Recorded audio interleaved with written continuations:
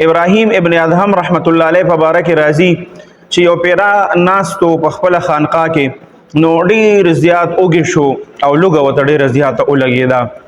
نو کم چې داغه غلام او نوکرو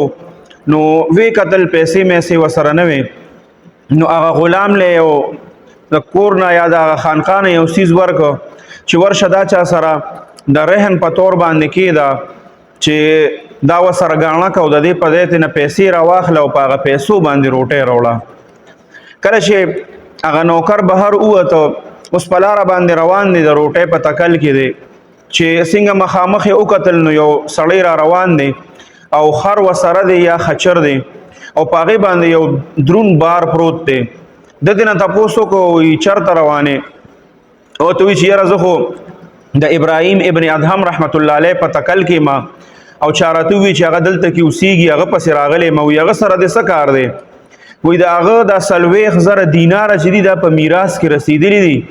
او دا 40,000 دیناره زه هغه له ورکومه بس د نوکر وی چې مونږ سره خو د روټۍ پیسې نه وي په خوشحالۍ ابراهیم ابن ادهم رحمت الله علیه له بوته چې کله ابراهیم ابن ادهم رحمت الله علیه له بوته نو هغه ته وی چې میلمه څنګه راغلی هغه ورته وایي چې دکه شان ستاسو د په میراث کې دا 40,000 دیناره رسېدلي دي دا خچر دا 40,000 دیناره او زم ستاسو په میراث کې رسېدلی یم زه ستا غلام یم نو کله چې ابراهیم ابن ادهم رحمت الله علیه سوچ وکړو چې ما ته دا دونه دولت الله ولې راکړو نو एकदम ذهن کار شروع کو چې ما د روټۍ په تکل کې نوکر ولېږه چې زما دا خېټه لږه مړه شي نو الله د هغې په بدله کې ماله 40,000 دیناره راوستل او چونکې هغه خو د دنیا نه کناره کشي کړې وه بالکل دنیا سره شوق نه بالکل د روپۍ د هغه په زړه کې محبت نه د دنیا پکې نه نو مکمل یې کشي اختیار کړې وه چې بیا ولا الله دونه دولت په یو ځای ورکړو د الله نه توبه وباسله او هغه نوکر ته وایي چې دا 40,000 دیناره دا زه تا ته در بخم او سره د دې چې دا خچر او وسره تام زه ازادومه دا ټول ستا شو